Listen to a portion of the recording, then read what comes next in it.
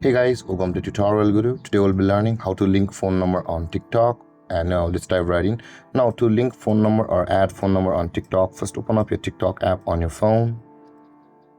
And on this interface guys, at the bottom right corner of the screen, you can see a profile icon available for us. Tap on that profile icon. And on this interface again, at the top right corner of the screen, you can see the three-lined icon. Tap on that three-lined icon.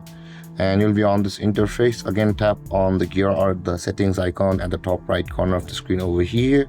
And over here guys, you can see the account option available for us. Tap on that account and tap on the account information at the top of the screen.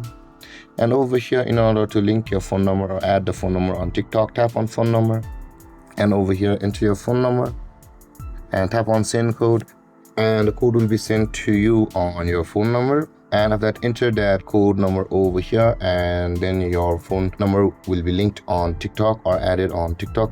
And on this interface guys, after the code arrives over here, enter your code which was given to you by TikTok, and your number will be linked like this over here guys.